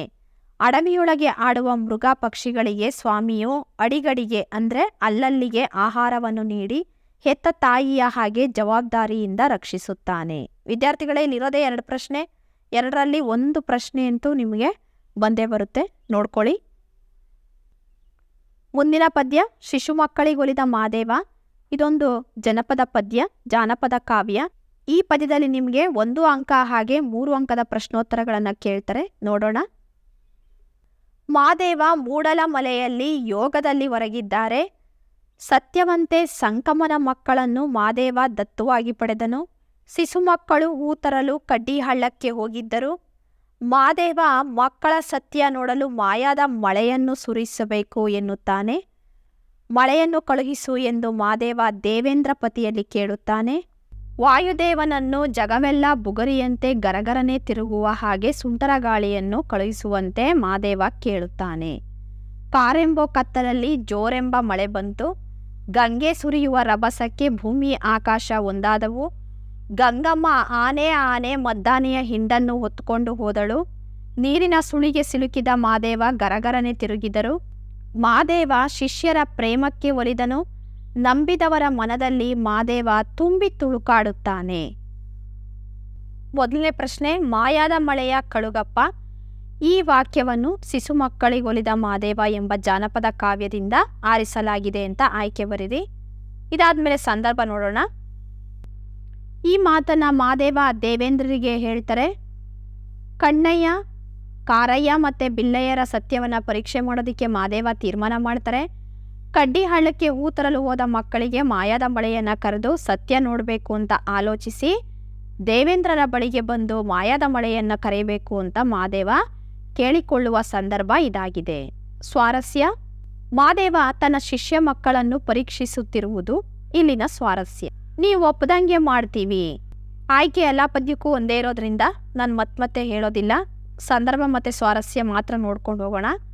ಮಾದೇವ ಶಿಶು ಮಕ್ಕಳ ಸತ್ಯವನ್ನು ಪರೀಕ್ಷೆ ಮಾಡೋದಕ್ಕೆ ತೀರ್ಮಾನ ಮಾಡ್ತಾರೆ. ಮಾಯಾದ ಮಳೆಯನ್ನು ಕರೆಯೋದಿಕ್ಕೆ ದೇವೇಂದ್ರನಿಗೆ, ಸುಂಟ್ರ ಗಾಳಿ ಬೀಸೋದಿಕ್ಕೆ ವಾಯುದೇವನಿಗೆ ಮಾದೇವ ಕೇಳ್ಕೊಳ್ತಾರೆ. ಅವರು ಹೇಳ್ದಂತೆ ಮಳೆ ಗಾಳಿಯನ್ನು ಸುರಿಸ್ತೀವಿ ಅಂತ ಒಪ್ಕೊಳ್ಳೋ ಸಂದರ್ಭ ಇದು. ನೀವು ಪದ್ಯದ ಸಾರಾಂಶ ಓದ್ಬಿಟ್ರೆ ನೀವೇ ನಿಮ್ಮ ಸ್ವಂತ ವಾಕ್ಯಗಳಲ್ಲಿ ಇದನ್ನ ಬರಿಬೋದು. ಸ್ವಾರಸ್ಯ ತನ್ನ ಶಿಷ್ಯ ಮಕ್ಕಳನ್ನ ಪರೀಕ್ಷಿಸ್ತಕ್ಕಂಥ ಸಂದರ್ಭ. ಒಂದೊಂದು ಚೆಂಡಿನ ಗಾತ್ರದ ಹನಿಗಳು. ಮಾದೇವನ ಅಪ್ಪಣೆಯ ಹಾಗೆ ಮಾಯದ ಮಳೆ ಬರುವಂಥ ಒಂದು ಸಂದರ್ಭ ಇದು. ಕಾರೆಂಬ ಕತ್ತಲು ಉಂಟಾಗುತ್ತೆ, ಜೋರಾದ ಮಳೆ ಬರುತ್ತೆ, ಒಂದೊಂದು ಚೆಂಡಿನ ಗಾತ್ರದ ಹನಿಗಳು ಅಟ್ಟ ಬೆಟ್ಟಕ್ಕೆ ಸುರಿಯೋದಿಕ್ಕೆ ಪ್ರಾರಂಭ ಮಾಡ್ತವೆ. ಆ ಸುರಿಯೋ ರಭಸಕ್ಕೆ ಭೂಮಿಯ ಆಕಾಶ ಒಂದಾಗ್ಬಿಡ್ತವೆ. ಭೂಮಿ ಯಾವುದು ಆಕಾಶ ಯಾವುದು ಅನ್ನೋ ವ್ಯತ್ಯಾಸನೇ ಗೊತ್ತಾಗೋದಿಲ್ಲ ಅನ್ನೋದು ಸಂದರ್ಭ. ಸ್ವಾರಸ್ಯ ಮಾಯದ ಮಳೆ ಬಂದಾಗ ಹೇಗೆ ಅಬ್ಬರಿಸಿತು ಅನ್ನೋದು ಇಲ್ಲಿನ ಸ್ವಾರಸ್ಯ. ನೀನಿಂತ ಬಂಧನ ಕೊಟ್ಟಿಯಪ್ಪ. ಮಾಯದ ಮಳೆಯ ರಭಸಕ್ಕೆ ಕಡ್ಡಿ ಹಳ್ಳದಲ್ಲಿದ್ದಂಥ ಶಿಶು ಮಕ್ಕಳು ಭಯಗೊಳ್ತಾರೆ. ಕಾರಯ್ಯ, ಬಿಲ್ಲಯ್ಯ ಮತ್ತು ಬೇಡ್ರ ಕಣ್ಣಯ್ಯ ದಿಕ್ಕು ಕಾಣದೆ ದುಃಖ ಪಡ್ತಾರೆ. ಬಂಧು ಬಳಗ ಇಲ್ದವ್ರಿಗೆ ನೀನು ಇಂಥ ಬಂಧನ ಕೊಟ್ಟಿಯಪ್ಪ ಅಂದರೆ ತೊಂದರೆ ಕೊಟ್ಟಿಯಲ್ಲಪ್ಪ ಅಂತ ಮಾದೇವನನ್ನು ನೆನಪಿಸ್ಕೊಳ್ತಾರೆ. ಆ ಒಂದು ಸಂದರ್ಭ ಇದು ಸ್ವಾರಸ್ಯ. ಶಿಶು ಮಕ್ಕಳು ಕಷ್ಟದ ಸಂದರ್ಭ ಬಂದಾಗ ಶಿವನನ್ನೇ ತಮ್ಮ ತಂದೆ ತಾಯಿ ಬಂಧು ಬಳಗ ಎಂದು ಪ್ರಾರ್ಥಿಸುವ ಸಂದರ್ಭ ಇದಾಗಿದೆ ಅಂತ ಬರೀಬೇಕು. ಸತ್ಯವುಳ್ಳ ಬೇಡರ ಕನ್ನಯ್ಯ. ಹುಚ್ಚಗಂಗಮ್ಮ ಬಂದು ಮಾದೇವನ ಗುಡಿಯೇ ಮುಚ್ಚೋಗುತ್ತೆ. ಇಂಥ ಮಾದೇವನೇ ಮುಳುಗಿದ ಮೇಲೆ ನಾವು ಬದುಕೋದಿಕ್ಕೆ ಸಾಧ್ಯನಾ ಅಂತ ಅಂದ್ಬಿಟ್ಟು ಕಡ್ಡಿ ಹಳ್ಳದಲ್ಲಿದ್ದಂತಹ ಶಿಶು ಮಕ್ಕಳು ಬಾಯಿ ಬಡ್ಕೊಳ್ತಾರೆ. ಮಾದೇವ ಬಂದು ಮುಖವನ್ನು ತೋರಿಸ್ತೇ ಇದ್ರೆ ಪ್ರಾಣ ಬಿಡ್ತೀವಿ ಅಂತ ತೀರ್ಮಾನ ಮಾಡೋ ಸಂದರ್ಭ ಇದು. ಶಿಶು ಮಕ್ಕಳ ಸತ್ವ ಪರೀಕ್ಷೆ ನಡೆಯುವ ಸಂದರ್ಭದಲ್ಲಿ ಶಿವಭಕ್ತಿಯನ್ನು ಪ್ರದರ್ಶಿಸುತ್ತಿರುವುದು ಇಲ್ಲಿನ ಸ್ವಾರಸ್ಯ. ಕಣ್ಣಲ್ಲಿ ನೀರ ಕೆಡಗಿದರು. ನೀರ ತೆರೆಯನ್ನ ಒಡೆದು ಮಾದೇವ ತೇಲಿ ಬರ್ತಾರೆ. ನೀರಿನ ಸುಳಿಗೆ ಸಿಕ್ಕಿ ಗರಗರನೆ ತಿರುಗ್ತಾರೆ. ಮಾದೇವನನ್ನ ಎಳ್ಕೊಂಡ ಹಾಗೆ ಈ ಗಂಗೆನೂ ನನ್ನನ್ನೂ ಎಳ್ಕೊಂಡ್ಬಿಡ್ತಾಳೆ ಅಂತ ಕನ್ನಯ್ಯ ಬಲಿಯ ಕಂಬವನ್ನ ಬಲವಾಗಿ ಹಿಡ್ಕೊಳ್ತಾನೆ. ಈ ಸ್ಥಿತಿಯನ್ನ ಕಂಡು ಕಾರಯ್ಯ, ಬಿಲ್ಲಯ್ಯರಿಗೆ ಕಣ್ಣಲ್ಲಿ ನೀರು ಬರುತ್ತೆ ಅಂತ ವಿವರಿಸ್ಬೇಕಾದ್ರೆ ಈ ಮೇಲಿನ ಸಾಲು ಬಂದಿದೆ ಅಂತ ಬರೀಬೇಕು. ಹೆತ್ತವು ನನಗೆ ಸಲುಹಿದೆ. ಶಿಶು ಮಕ್ಕಳು ಮಾದೇವನನ್ನ ಕುರಿತು ಹೇಳೋ ಮಾತಾಗಿದೆ. ಮಾದೇವ ಶಿಶು ಮಕ್ಕಳಿಗೆ ಹಾಲು, ಬೆಣ್ಣೆ, ತುಪ್ಪ ಕೊಟ್ಟು ತಾಯಿಯಂತೆ ಸಲಹುತ್ತಾನೆ. ಗೆಡ್ಡೆ ಗೆಣಸು ಕೊಡದೆ ಹಾಲು ತುಪ್ಪ ಕೊಟ್ಟು ಕಾಪಾಡಿದಾನೆ. ನಿಮ್ಮನ್ನ ನಾವೆಂದಿಗೂ ಮರೆಯೋದಿಲ್ಲ ಅಂತ ಆ ಮಕ್ಕಳು ಪರಸ್ಪರ ತಪ್ಪಿಕೊಂಡು ಮಾದೇವನನ್ನ ರಕ್ಷಿಸಲು ನೀರಿಗೆ ಇಳಿಯೋ ಸಂದರ್ಭದಲ್ಲಿ ಈ ಮೇಲಿನ ಸಾಲು ಬರುತ್ತೆ. ಸ್ವಾರಸ್ಯ ಶಿಶು ಮಕ್ಕಳು ಶಿವನ ಮೇಲಿನ ಭಕ್ತಿಯನ್ನ, ಪ್ರೀತಿಯನ್ನ ಪ್ರದರ್ಶಿಸುತ್ತಿರುವುದು ಇಲ್ಲಿನ ಸ್ವಾರಸ್ಯ. ಮುಂದಿನ ಪ್ರಶ್ನೆ, ಗುಡಿಗೆ ಬಂದಾರು ಮಾದೇವ. ಮಳೆಯ ನೀರಿನಲ್ಲಿ ಸಿಲುಕಿದ ಮಾದೇವನನ್ನು ರಕ್ಷಿಸಲು ಶಿಶು ಮಕ್ಕಳು ನೀರಿಗಿಳಿತಾರೆ. ಮಕ್ಕಳ ಪ್ರೀತಿಗೆ ಮಾದೇವ ಒಲಿತಾರೆ. ಮಾದೇವ ಮಕ್ಕಳನ್ನ ಎಡಬಲದಲ್ಲಿ ತಬ್ಕೊಂಡು ಮಾಯಾದ ಮಳೆಗೆ ಹೊರಟು ಹೋಗೋ ಹಾಗೆ ಸನ್ನೆ ಮಾಡ್ತಾರೆ. ಮಕ್ಕಳನ್ನ ಹೆಗಲಲ್ಲಿ ಹೊತ್ಕೊಂಡು ಮಾದೇಶ್ವರ ಗುಡಿಗೆ ಬರ್ತಕ್ಕಂತಹ ಸಂದರ್ಭ ಇದಾಗಿದೆ ಅಂತ ಬರೀಬೇಕು. ಸ್ವಾರಸ್ಯ ಶಿಷ್ಯ ಮಕ್ಕಳಿಗೆ ಮಾದೇವರು ಒಲಿದಂತಹ ಸಂದರ್ಭ ಸ್ವಾರಸ್ಯಪೂರ್ಣವಾಗಿ ಮೂಡಿ ಬಂದಿದೆ ಅಂತ ಬರೀರಿ. ವಿದ್ಯಾರ್ಥಿಗಳೇ, ಮುಂದಿನ ಪದ್ಯ ಅಖಂಡ ಕರ್ನಾಟಕ, ರಾಷ್ಟ್ರಕವಿ ಕುವೆಂಪು ಅವರು ಬರೆದಿರ್ತಕ್ಕಂಥದ್ದು. ಈ ಪದ್ಯದಿಂದ ನಿಮಗೆ 4 ಅಂಕದ ಪ್ರಶ್ನೋತ್ತರಗಳನ್ನು ಕೇಳ್ತಾರೆ, ನೋಡೋಣ. ಕರ್ನಾಟಕಕ್ಕೆ ಋಷಿಗಳು ಮಂತ್ರದಿಂದ ನಾಂದಿಯನ್ನ ಅಂದರೆ ಆರಂಭವನ್ನ ಮಾಡಿದ್ದಾರೆ ಅಂತ ಹೇಳ್ತಾರೆ. ಕರ್ನಾಟಕವು ತನಗ್ತಾನೇ ಸತ್ಯದ ನಾಡಾಗಿದೆ. ಕನ್ನಡ ಮಾತೆ ಬಂಜೆಯಲ್ಲ. ಕರ್ನಾಟಕ ಒಂದಾಗಬೇಕೆಂದು ಹಿಂದೆ ಹಿರಿಯರು ಕನಸನ್ನ ಕಂಡಿದ್ದಾರೆ. ಇವತ್ತಿನ ನಾವುಗಳು ಕೋಟಿ ಕೋಟಿ ಮನಸ್ಸುಗಳು ಒಂದಾಗಿ ಅವರು ಕಂಡಂಥ ಕನಸನ್ನ ನನಸು ಮಾಡಬೇಕಾಗಿದೆ ಅಂತ ಸಂದರ್ಭ ಒದಗಿ ಬಂದಿದೆ. ರಾಜಕಾರಣಿಗಳೇ, ನಿಮ್ಮ ಕೋಪ ಈ ಕನಸನ್ನ ತಡೆಯೋದಿಕ್ಕೆ ಸಾಧ್ಯನಾ ಅಂತ ಪ್ರಶ್ನೆ ಮಾಡ್ತಾರೆ. ಆ ಒಂದು ಸಂದರ್ಭವನ್ನ ವಿವರಣಾತ್ಮಕವಾಗಿ ನೀವು ಬರೀಬೇಕಾಗುತ್ತೆ. ಸರಸ್ವತಿಯ ಸಚಿವ ಮಂಡಲವನ್ನ ಕುರಿತು ಬರೆಯಿರಿ ಅಂತ ಅಂದಾಗ ಇದು ಬಹಳ ಮುಖ್ಯವಾದಂಥ ಪ್ರಶ್ನೆ ವಿದ್ಯಾರ್ಥಿಗಳೇ, ಚೆನ್ನಾಗಿ ನೋಡ್ಕೊಳ್ಳಿ. ಸರಸ್ವತಿ ರಚಿಸಿರುವ ಕವಿಗಳ ಸಚಿವ ಮಂಡಲ ಶಾಶ್ವತವಾಗಿದೆ. ಇದು ತನಗ್ತಾನೆ ಹೊಳಿತಾ ಇರ್ತಕ್ಕಂಥ ಕಿವಿಯ ಆಭರಣವಾಗಿದೆ. ಇಲ್ಲಿ ನೃಪತುಂಗನೇ ಚಕ್ರವರ್ತಿಯಾಗಿರ್ತಾನೆ, ಪಂಪ ಮುಖ್ಯಮಂತ್ರಿಯಾಗಿರ್ತಾನೆ. ಇನ್ನು ರನ್ನ, ಜನ್ನ, ನಾಗವರ್ಮ, ರಾಘವಾಂಕ, ಹರಿಹರ, ಬಸವೇಶ್ವರ, ನಾರಾಯಣಪ್ಪ, ಸರ್ವಜ್ಞ ಹಾಗೆ ಷಡಕ್ಷರ ಇವರೆಲ್ಲರೂ ಸರಸ್ವತಿ ರಚಿಸಿರ್ತಕ್ಕಂತಹ ನಿತ್ಯ ಸಚಿವ ಮಂಡಲದ ಸದಸ್ಯರಾಗಿರ್ತಾರೆ. ಇವರು ಸದಾ ಕನ್ನಡ ಸಾಹಿತ್ಯದ ಮೇಲೆ ತಮ್ಮ ಬೆಳಕನ್ನು ಬೀರ್ತಾ ಇರ್ತಾರೆ ಅಂತ ವರ್ಣಿಸಿ ಬರೀಬೇಕು ನೀವು. ಅಖಂಡ ಕರ್ನಾಟಕವು ಬರೀ ರಾಜಕೀಯ ನಾಟಕವಲ್ಲ. ಏಕೆ? ಕರ್ನಾಟಕದ ಕನಸು ಕೀರ್ತಿ ಶನಿಯ ರಾಜಕೀಯ ನಾಟಕವಲ್ಲ. ರಾಜಕಾರಣಿಗಳು ಹೆಸರಿಗಾಗಿ ಹೋರಾಡುತ್ತಾರೆ. ಆದರೆ ಕರ್ನಾಟಕದ ಕನಸು ಕೇವಲ ಹೊಟ್ಟೆ ಬಟ್ಟೆಗಾಗಿ ಅಲ್ಲ, ಪಕ್ಷ ಜಾತಿಗಾಗಿ ಅಲ್ಲ, ಅಹಂಕಾರದ ಪ್ರದರ್ಶನಕ್ಕಾಗಿ ಅಲ್ಲ, ಆಕರ್ಷಕವಾದ ಬಾಳಿಗಾಗಿ ಅಲ್ಲ, ಅನ್ನದ ಋಣವನ್ನು ತೀರಿಸಲು ಮಾತ್ರವಲ್ಲ, ಸ್ವಾರ್ಥ ದ್ವೇಷಕ್ಕಾಗಿ ಅಲ್ಲ ಎಂದು ಕುವೆಂಪು ಅವರು ವಿವರಿಸಿದ್ದಾರೆ. ಅಖಂಡ ಕರ್ನಾಟಕ ಸರಸ್ವತಿಯು ರಚಿಸಿದ ರಾಜಕೀಯ ರೂಪಕವಾಗಿದೆ.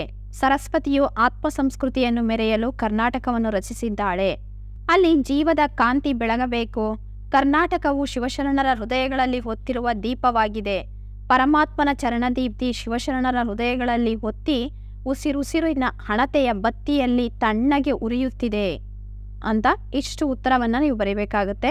ಮುಂದಿನ ಪ್ರಶ್ನೆ, ರಾಜಕೀಯ ಶಕ್ತಿಯೇ ಮೇಳೈಸುತ್ತಿರುವ ಇಂದಿನ ಸಂದರ್ಭದಲ್ಲಿ ನಾಡನ್ನು ಒಂದು ಸಾಂಸ್ಕೃತಿಕ ಅಸ್ತಿತ್ವವಾಗಿ ಕಲ್ಪಿಸಲು ಈ ಕವನ ಹೇಗೆ ಪೂರಕವಾಗಿದೆ ಅಂತ ಕೇಳಿದಾಗ, ಕುವೆಂಪು ಅವರು ಈ ಕವನದಲ್ಲಿ ಅಖಂಡ ಕರ್ನಾಟಕದ ಕನಸನ್ನ ಕಂಡಿದ್ದಾರೆ. ಅಖಂಡ ಕರ್ನಾಟಕವನ್ನ ಮಹಾತ್ಮ ಗಾಂಧೀಜಿ ಹಾರಿಸಿದ್ದಾರೆ. ಕರ್ನಾಟಕಕ್ಕೆ ಋಷಿಗಳ ಮಂತ್ರದಿಂದ ನಾಂದಿ ಹಾಡಿದ್ದಾರೆ. ನೀವು ಮೊದಲನೇ ಪ್ರಶ್ನೆಗೆ ಉತ್ತರ ಬರೆದ್ರಿ ಅಲ್ವಾ, ಅದನ್ನ ಬರೀರಿ. ಎರಡನೇ ಪ್ರಶ್ನೆದು ಉತ್ತರ ಬರೆದ್ರಲ್ವಾ, ಅದನ್ನು ಬರೀರಿ.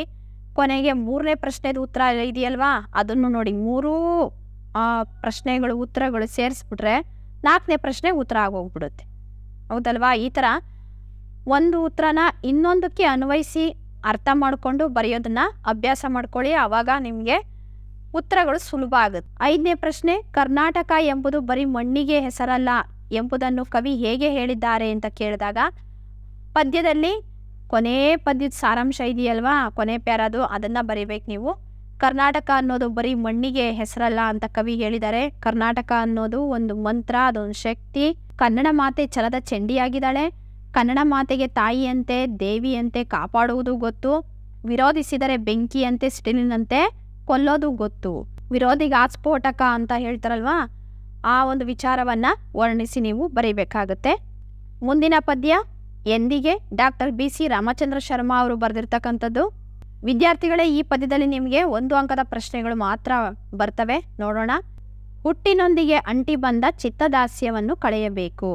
ದವಡೆ ಹಳೆಯದನ್ನ ಮೆಲುಕು ಹಾಕಿ ಹಾಕಿ ದಣಿದಿದೆ. ನಾಡು ಉನ್ಮತ್ತ ನಾಟ್ಯಕ್ಕೆ ತಾಳ ಹೊಡೆದಿದೆ. ಕಡಲನ್ನು ಕಡೆದಾಗ ವಿಷ ಬಂತು. ನಾಡಿಗೆ ಕಡಲುಗಳ್ಳರ ಕಾಟ ಕೊನೆಗೊಂಡಿದೆ. ಕ್ಷಾತ್ರವಧೆ ಮಾಡಿದವರು ಪರಶುರಾಮ ಅಥವಾ ಜಾಮದಗ್ನಿ ಅಂತಲೂ ಬರೀಬೋದು. ಇರುಳ ಬಸಿರು ಬಗೆದು ಬರಬೇಕಾಗಿರುವುದು ಉದಯರಾಗ. ಇಷ್ಟು ಉತ್ತರಗಳನ್ನು ನೀವು ನೋಡ್ಕೊಳ್ಳಿ. ವಿದ್ಯಾರ್ಥಿಗಳೇ, ಮುಂದಿನ ಪದ್ಯ ಮಗು ಮತ್ತು ಹಣ್ಣುಗಳು. HS ಶಿವಪ್ರಕಾಶ್ ಅವರು ಬರೆದಿರ್ತಕ್ಕಂಥದ್ದು. ಈ ಪದ್ಯದಲ್ಲಿ ನಿಮಗೆ 3 ಅಂಕದ ಪ್ರಶ್ನೋತ್ತರಗಳು ಅಂದರೆ ಸಂದರ್ಭದ ಪ್ರಶ್ನೆಗಳನ್ನು ಕೇಳ್ತಾರೆ. ನೋಡೋಣ. ಕಾಯಿಯಲ್ಲೇ ನಿನ್ನ ಕೆಡವದಿರಲಿ. ಈ ಸಾಲನ್ನು ಅಥವಾ ವಾಕ್ಯವನ್ನು HS ಶಿವಪ್ರಕಾಶ್ ಅವರು ಬರೆದಿರುವ ಮಗು ಮತ್ತು ಹಣ್ಣುಗಳು ಎಂಬ ಕವನದಿಂದ ಆರಿಸಲಾಗಿದೆ. ಮಗು ಹಣ್ಣಿನ ಅಂಗಡಿಯ ಮುಂದೆ ಕಣ್ಣನ್ನು ಅರಳಿಸುತ್ತದೆ. ತಿರುವಿನಲ್ಲಿ ಕಪ್ಪು ಲಾರಿ ಥಟ್ಟನೆ ಅವತರಿಸಿ ಅಪಘಾತವಾದಂತೆ, ಗಾಳಿಯ ಕೀಟಲೆಯ ಉಗುರೋ ತುಂಟರು ಎಸೆಯುವ ಕಲ್ಲಿನಿಂದ ಹೀಚುಕಾಯಿ ಉದುರುವಂತೆ ಎಳೆತನದಲ್ಲೇ ಮಗು ಅಪಾಯಕ್ಕೆ ಒಳಗಾಗಬಾರದು ಎಂದು ಹೇಳಿದ್ದಾರೆ. ಆಕರ್ಷಣೆಗೆ ಒಳಗಾಗಿ ಮಗು ಬದುಕಿನಲ್ಲಿ ಮುಂದೆ ಸಾಗುವಾಗ ಮಗುವಿಗೆ ಯಾವುದೇ ತೊಂದರೆಯಾಗಬಾರದು ಎಂಬ ಕವಿಯ ಆಶಯ ಇಲ್ಲಿ ವ್ಯಕ್ತವಾಗಿದೆ. ಈ ಕೊನೆ ವಾಕ್ಯ ಇದೆಯಲ್ವ ವಿದ್ಯಾರ್ಥಿಗಳೇ, ಇಲ್ಲಿಂದ ಆಕರ್ಷಣೆಗೆ ಒಳಗಾಗಿ ಅಂತ, ಇಲ್ಲಿಂದ ನೀವು ಸ್ವಾರಸ್ಯ ಬರೀರಿ.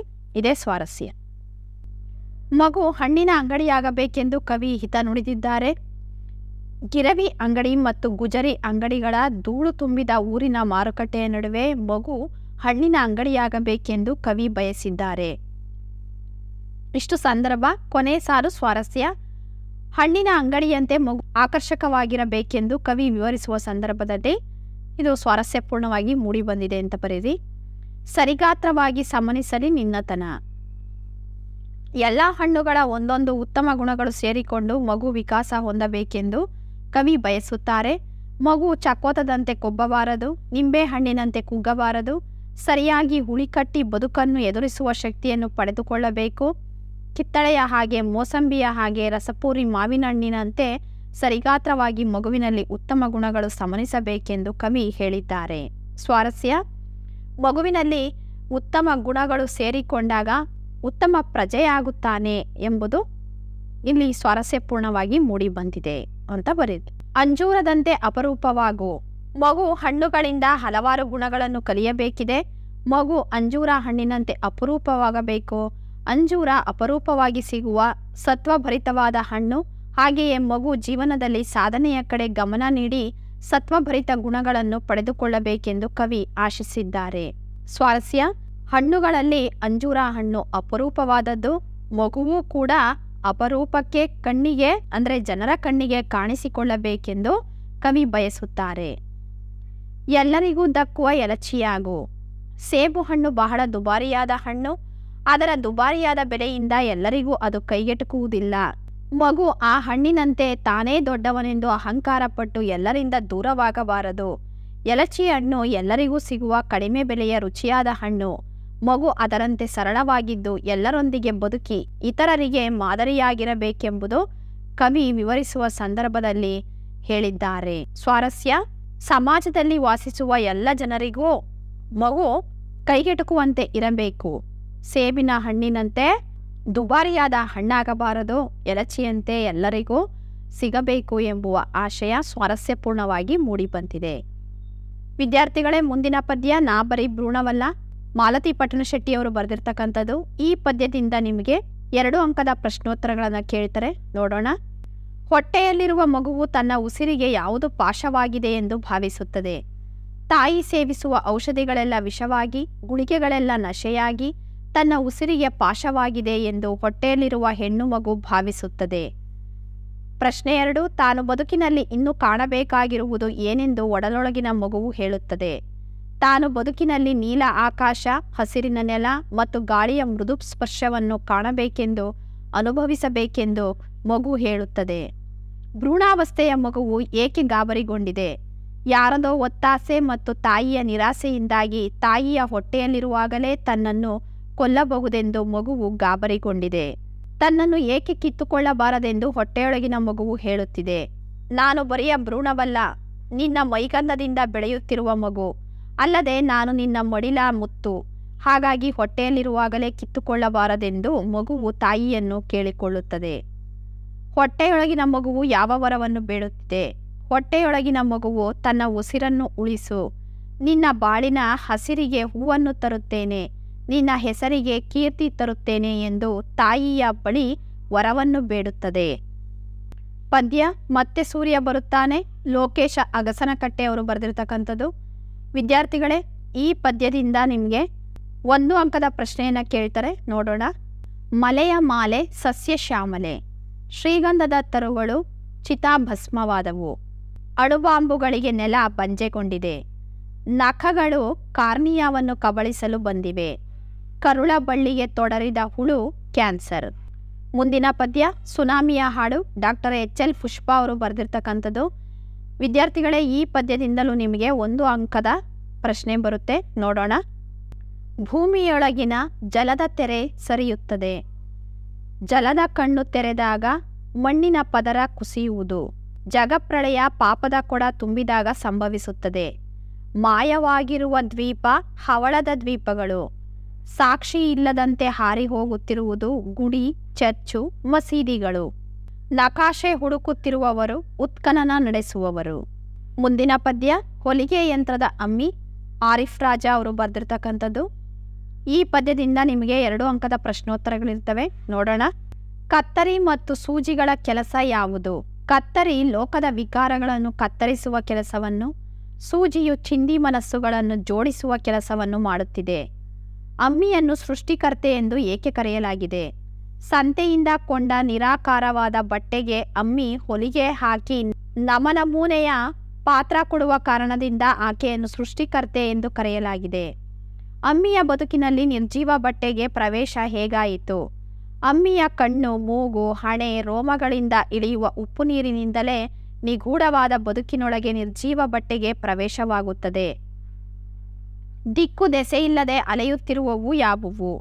ಹರಿದ ಚಂದ್ರ, ತೂತು ಬಿದ್ದ ನಕ್ಷತ್ರ, ಯಾರದೋ ಚಾಟಿ ಏಟಿಗೆ ಗಿರ್ರನೆ ತಿರುಗುವ ಗ್ರಹಗಳು, ಅದರ ನಡುವೆ ಉಲ್ಕೆಗಳು, ಧೂಮಕೇತುಗಳು ದಿಕ್ಕು ದೆಸೆಯಿಲ್ಲದೆ ಅಲೆಮಾರಿಯಂತೆ ಅಲೆಯುತ್ತಿರುವವು. ಹಾಸಿಗೆಯನ್ನು ಹೊಲಿದುಕೊಡುವಂತೆ ಅಮ್ಮಿಯನ್ನು ಕೇಳಲು ಕಾರಣವೇನು?